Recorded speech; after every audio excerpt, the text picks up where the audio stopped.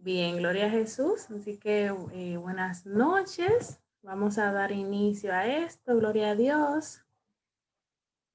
Y bien, vamos a ver hoy la entrega del capítulo 3 de Hebreos. Vamos a ver específicamente del versículo 7 al 12 y luego vamos a tener una segunda parte para poder abarcar toda esta segunda parte del capítulo. Gloria a Dios. Así que antes que nada, ustedes saben que como ha sido una dinámica, es un año nuevo y todo es, ¿verdad? Tuvimos un tiempo de receso oportuno, necesario para estrechar lazos familiares y de todo. Y bueno, pero ya volvemos a la carga. Así que vamos a ver un vistazo general de qué nosotras hemos visto hasta ahora en este estudio de Hebreos. Vimos en una primera parte, déjame ver aquí que se subió. Hemos visto primero cómo Dios había hablado por su Hijo en el primer capítulo. Vemos cómo Dios a nivel de las dispensaciones y de la historia fue dándose a conocer y dando a conocer a su Hijo hasta que en su momento pues se encarna y desde los profetas viene anunciándolo. También vimos cómo a partir de ahí la palabra nos muestra cómo Cristo, el Hijo en este caso, es superior a todo lo que hasta el momento se había visto. Y empieza con que el Hijo es superior a los ángeles. Entonces, ¿por qué? Porque en ese tiempo se tomaba la dinámica, en vivo, se tomaba la dinámica de que hacían culto a los ángeles o que entendían que por ser un ser de la alta creación se le debía rendir mayor honor que el Hijo, y aquí vemos establecido que no es así. Luego vemos lo que implica una salvación tan grande y seguido a esto, el autor de esa salvación. No hay nada ni nadie que salve fuera de Cristo. Es necesario que estemos salvos para poder entrar a la eternidad espiritual con el Señor y con Dios, nuestro Padre. También vimos la diferencia, ¿verdad?, entre la pluralidad de Dios y la unidad, o sea, la simplicidad. Dios es uno, así como establece Deuteronomio capítulo 6, pero en tres personas, con una misma naturaleza, una misma esencia, una misma unidad, todo. Pero en funciones, pues el Padre es el encargado de las operaciones, el Hijo es el encargado de los ministerios y de la salvación, es el autor y el consumador de esa salvación. Y el Espíritu Santo es el que acompaña al creyente a hacer los cambios y las transformaciones que se necesitan para poder vivir una vida en la tierra desde ya conectada con la eternidad. Y entonces vimos también, que fue lo último que vimos, cómo Jesús es superior a Moisés, que es la figura, una de las figuras más importantes del Antiguo Testamento. Hay otros, claro que sí, está Abraham y muchos otros, pero aquí la importancia de Moisés por haber durado 40 años guiando al pueblo hacia la tierra prometida tuvo un lugar muy importante y muy especial en los corazones de esas personas. Y entonces aquí el autor quiere resaltar que aún Jesús es mayor que todo lo que pudiéramos ver de Moisés. Entonces, vamos a entrar a un tema que va a incluir parte del capítulo 3 y parte del capítulo 4. Aquí vamos a ver como una pequeña introducción, pero ese tema como tal lo vamos a ver cuando entremos en el capítulo 4. Y es sobre el reposo del pueblo de Dios. Entonces, vamos a ver hoy de los versículos 7 al 12 y quiero que, ¿verdad?, lean conmigo en el nombre de Jesús. Por lo cual, como dice el Espíritu Santo, si oyeres hoy su voz, no endurezcáis vuestros corazones como en la provocación, en el día de la tentación en el desierto, donde me tentaron vuestros padres, me probaron y vieron mis obras 40 años, a causa de lo cual me disgusté contra esa generación y dije, siempre andan vagando en su corazón y no han conocido mis caminos.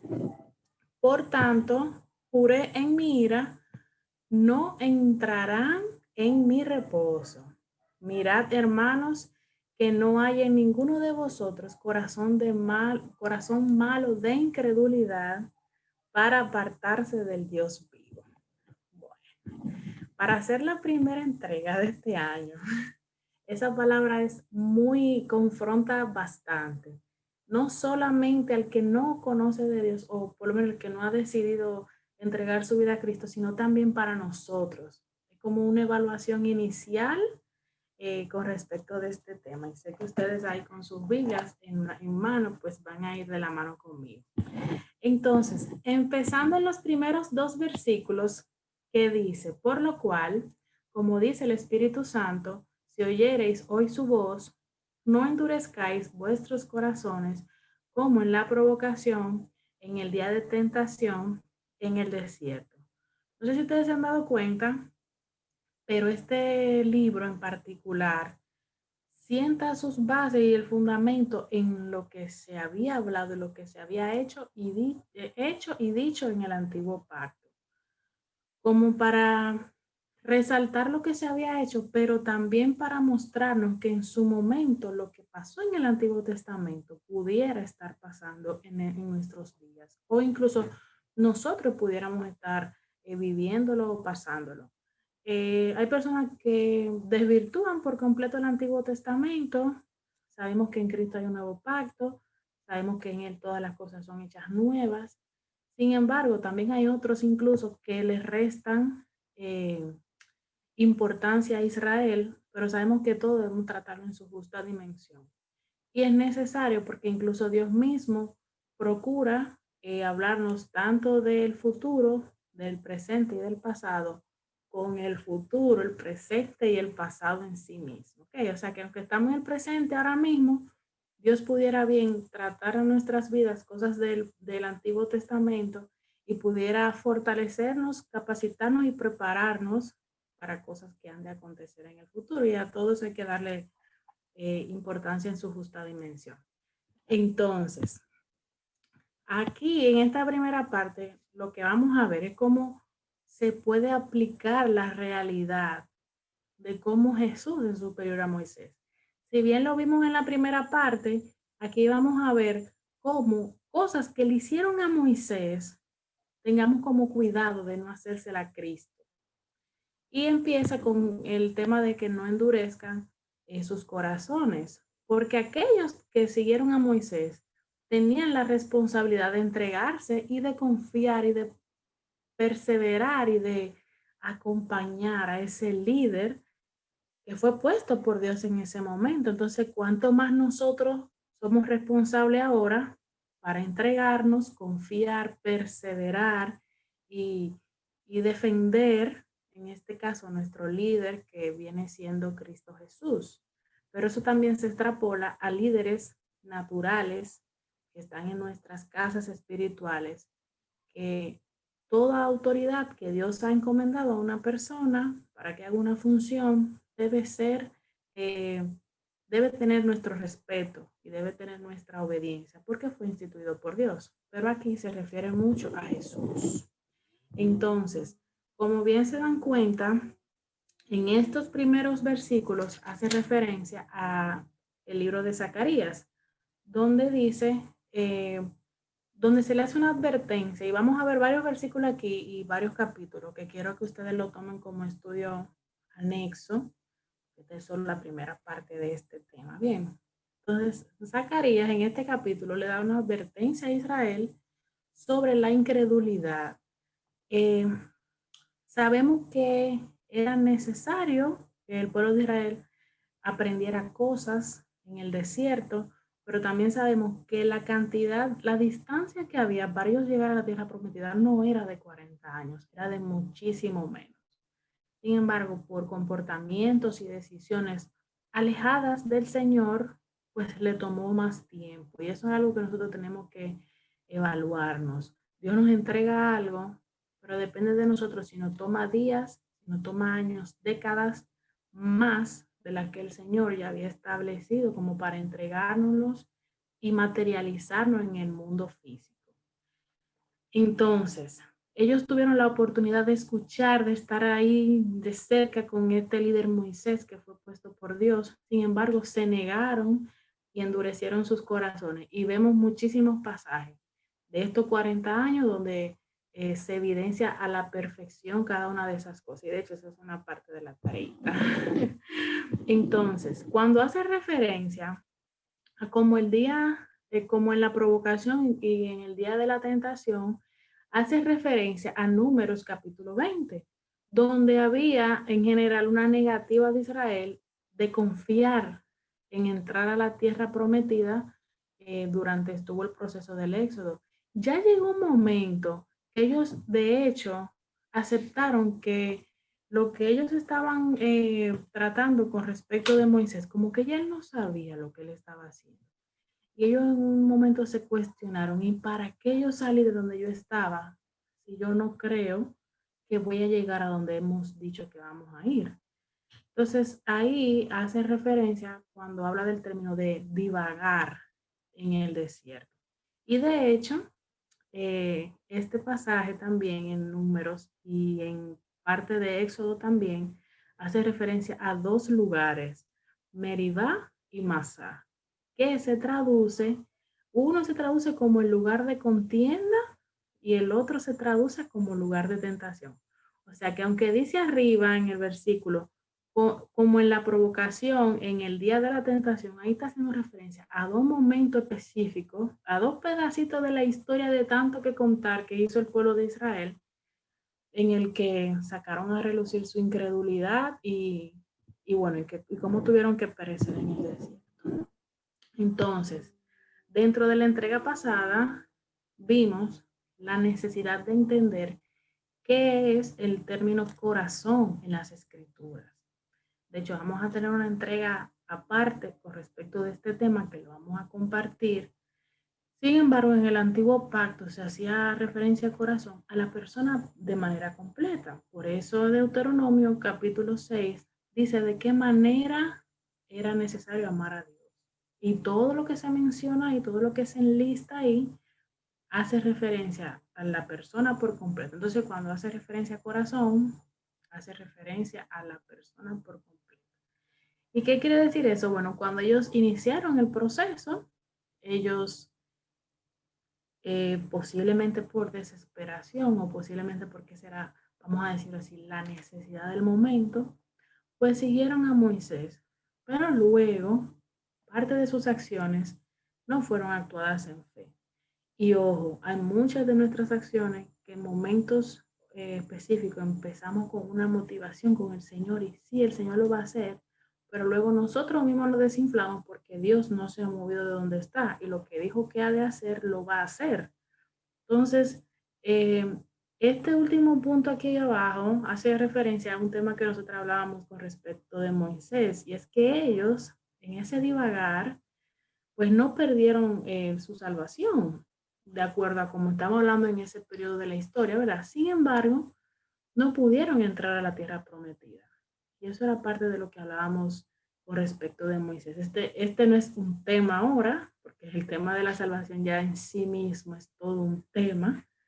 Sin embargo, quiere decir que aunque nosotros en un momento no perdamos nuestra salvación ni nuestra conexión con el Señor por tener destellos de incredulidad, inmediatamente tenemos las primeras alertas, debemos trabajar en eso. No vaya a ser cosa que eso se convierta más y más grande cada vez y que al final sí termine impidiéndonos la relación con Dios y peor aún perdiendo nuestra fe. Entonces, siguiendo en el versículo 9 y 10, dice, donde me tentaron vuestros padres, me probaron y vieron mis obras 40 años, a causa de lo cual me disgusté contra esa generación y dije, siempre andan vagando en su corazón y no han conocido mis caminos. ¿Usted se imagina que Dios diga, tú de fulano, bueno, voy a poner mi nombre, tú Eva siempre anda vagando en su corazón y no ha conocido mi camino? Y no vagando un día ni dos, no, 40 años. O sea, es una palabra muy dura, o sea, muy que confronta. Entonces vamos a ver de qué se trata esto.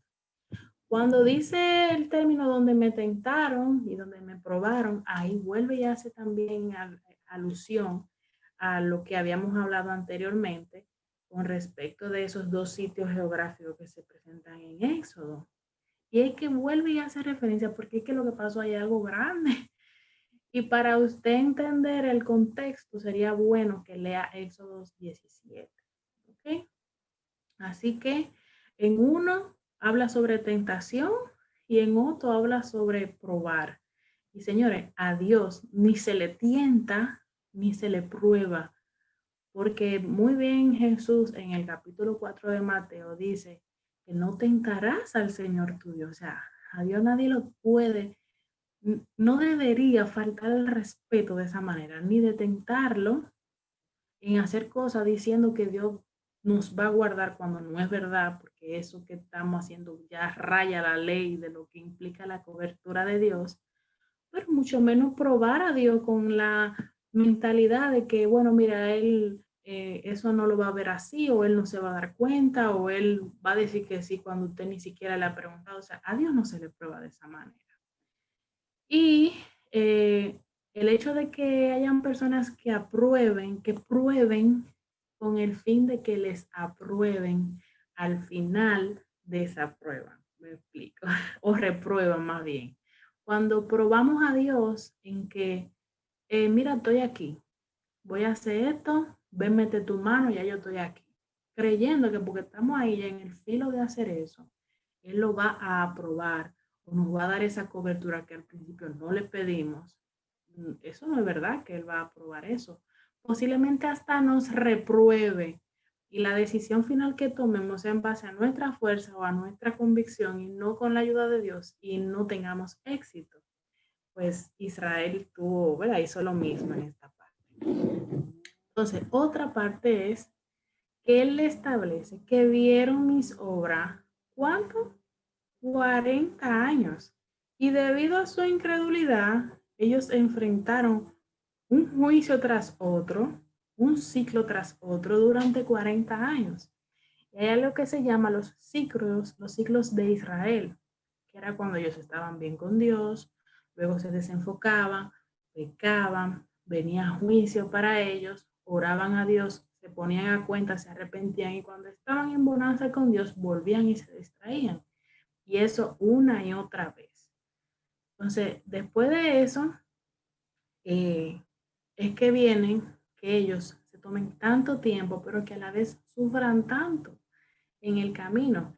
Y es que con respecto a eso, ya en el tiempo de Jesús, esas personas que rechazaban a Jesús y que entendían que Él no reunía las capacidades ni la autoridad para ser llamado hijo de Dios, al final hizo que como que perecieran, porque estaban más envueltos en cómo se veía de que no, ese no era el rey que estábamos esperando porque nació en un establo y no le dieron la importancia a lo que verdaderamente tenía.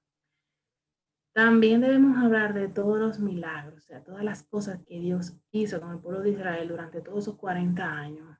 Óyeme, y al final entonces, ver cómo ese mismo pueblo desconfiaba de él o creía que Dios estaba dando palos a ciegas con ellos.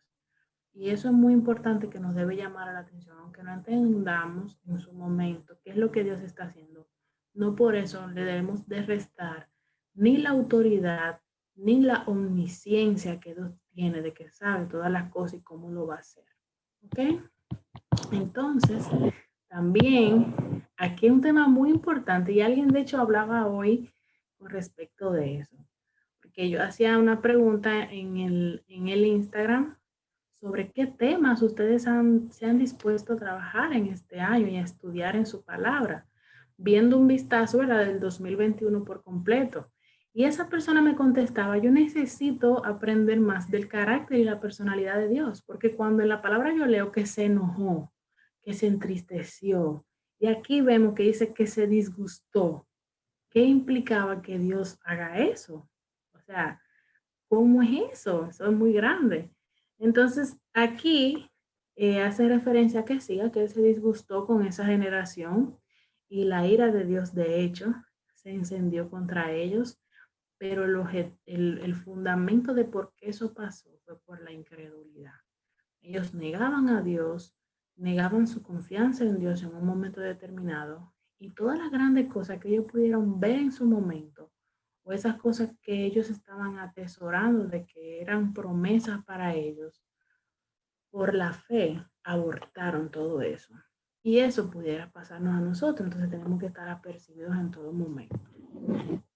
Entonces, ya finalmente, ¿verdad? En esta primera parte, dice, por tanto, juré en mi ira. Señores, y eso está haciendo referencia a Dios. Juré en mi ira. Y ustedes saben que Dios jura por él mismo, ¿eh? Porque no hay otro por encima de él por quien jurar, ¿eh? No entrarán en mi reposo. Y antes que nada, quiero decirles que ese tema de entrar en el reposo de Dios, ese tema como tal, lo vamos a ver en la próxima entrega, porque era necesario ver primero esta introducción. Así que dice, sigue diciendo, mirad, hermanos, que no haya en ninguno de vosotros corazón malo de incredulidad para apartarse del Dios vivo. Santo Dios. ¿Y qué quiere decir eso? No sean como esta generación que yo les estoy contando, que pereció en ese momento en el desierto. No sean como ellos, aprendamos de ellos. Mirémonos en su espejo y no permitamos que eso nos acontezca a nosotros también, sino que evaluemos en todo momento cómo está la condición de nuestro corazón y nuestra relación con Dios y nuestro, como yo le he llamado, ¿verdad? Nuestro incredulómetro, que no esté muy alto. Nosotros tenemos tendencia a ser incrédulos por la naturaleza caída que tenemos. A veces no creemos que Dios tenga el poder para hacer todas esas cosas que Él dijo que iba a hacer, aunque veamos en su palabra que dice que no hay nada imposible para Él, pero eso no es porque nosotros necesariamente queramos ser incrédulos, sino porque nuestra naturaleza caída, esa naturaleza corrompida nos hace dudar de ese creador. Entonces, ahí es que tenemos que activar la fe como fruto, ¿verdad?, del Espíritu Santo, para que independientemente de lo que veamos, nos movamos en fe. Y como muy bien hizo Abraham, nos movamos esperanza contra esperanza. Así que esta frase de que no haya ninguno de vosotros corazón malo de incredulidad, señores, son palabras muy fuertes. Y a medida de que vamos leyendo, a veces subestimamos lo que le pasó a Israel, pero debemos de estar conscientes de que debemos creerle a Dios, aunque en ese momento no lo entendamos, y pedirle a Él que nos ayude, porque creer que Dios es menos de lo que Él es, se cuenta como pecado. Y me llama mucho la atención, porque las personas creen que solamente el pecado es de comportamiento, pero un pecado es errar al blanco, es no hacer lo que se supone que hagamos, y eso daña la comunión con el Señor, la interacción que tenemos con Él. Entonces, el no tenerle fe a un Dios, al Dios que hemos dicho que le vamos a creer, al final le estamos errando al blanco, no estamos haciendo lo que deberíamos hacer. Y es importante saber que no es cualquier Dios al que le hemos creído, sino al Dios vivo, y Él hace hincapié ahí. Entonces, hay un escritor que dentro de estos comentarios dijo que la incredulidad no es la incapacidad de entender, porque a veces vamos a ser incapaces de entender a la primera lo que Dios está tratando con nosotros, sino que la incredulidad es la negativa a confiar, que ya después que Él nos mostró qué es lo que va a hacer, entonces nosotros nos neguemos a confiar en que Él sí lo va a hacer. Entonces, es la voluntad lo que se ve en juego en el momento de la incredulidad, no la inteligencia. Porque a veces leemos que sí, que Dios puede hacer todo, pero en la voluntad tenemos esa situación. Por eso es que la voluntad debe ser entregada al Señor. Entonces, también hay otro aspecto de la incredulidad que es bueno resaltar ya para ir concluyendo, y es que uno puede realmente creerle a Dios, sin embargo, ser ocasionalmente, vamos a decir así, quejoso. Nosotros en un momento podemos quejarnos con el Señor. De hecho, lo vamos a hacer. Pero eso es muy diferente a no creerle a Dios. Entonces, hay una duda que a veces existe o que se forma cuando Dios nos entrega una promesa y cuánto más todos esos personajes del Antiguo Testamento que en algún momento se sintieron débiles con respecto de su fe para con las promesas. Entonces, la incredulidad no es esa debilidad que en algún momento nosotros pudiéramos tener, sino que es lo opuesto a tener fe. O sea, el que es incrédulo literalmente no cree. No es que tiene duda, ahora yo no sé cómo Dios lo va a hacer, no, que no cree que eso se pueda hacer. Y hay una frase que dice, el gran pecado de no creer en el Señor Jesucristo es a menudo tomado a la ligera y no se le da mucha importancia, como si fuera solamente un pecado cualquiera. Sin embargo, de acuerdo con todo lo que vemos en las escrituras, cuando somos incrédulos, estamos diciéndole a Dios mismo que Él es mentiroso. Cuando tiene que ver con Cristo, estamos diciéndole que no, que ese que tú mandaste como hijo tuyo también es un mentiroso. Y hay algo peor que pueda haber de eso. No lo decimos con nuestra boca, pero con el accionar sí lo estamos diciendo. Así que nuestra incredulidad es nuestra culpa, no nuestra desgracia. La desgracia viene como resultado de que decidimos no creerle a Dios. Y este autor muy conocido, que se llama Spurgeon, dice que es una enfermedad. El no creer es una enfermedad, pero también es un crimen. Es una fuente terrible de miseria para nosotros, pero a la vez es merecida, porque es que esa falta de creer nos hace miseriosos, porque si no creemos en la cobertura, en esa providencia de Dios para con nosotros, la miseria nos visita. Y me refiero a miseria a cualquier aspecto de la vida, ¿ok? Y aparte de eso, es una ofensa en su máxima capacidad para el Dios, que uno de sus atributos es la verdad. Él es veraz. Cuando somos incrédulos, estamos diciendo que eso que Él dijo que Él es de manera trascendente, o sea, él no es verdadero porque yo le permito ser verdadero. Él es verdadero porque Él es. Y eso Él nos entrega porciones de eso porque nosotros tampoco manejamos toda la verdad, sino que Él la maneja y nos la da en entendimiento de acuerdo a lo que necesitamos. Oigan eso, que entonces nosotros decimos que eso que Él dice de Él no es verdad. Ya saben, entonces, hasta aquí este tema, esta primerita parte, gloria a Dios. Para la próxima semana vamos a identificar 3 sucesos. Para eso vamos a tener que ir un poquito al Éxodo, ¿eh? Bueno, un poquito no, vamos a tener que movernos al Éxodo y de ahí sacar 3 historias en las que veamos cómo el pueblo de Israel dudó y tuvo una actitud incrédula delante de Dios. Y como investigación general, fíjense que se mantienen las dos mismas de la última entrega, que es ahora sí, buscar todo lo que tiene que ver con el reposo de Dios. Ustedes van a encontrar varias cosas, por eso les voy a compartir link para que busquen solo lo que nos compete a nosotros, porque hay muchas cosas.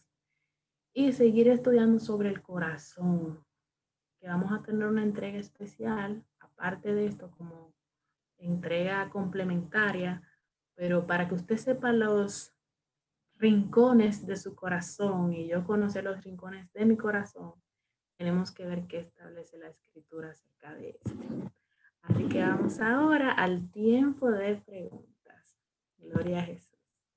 Dios les bendiga.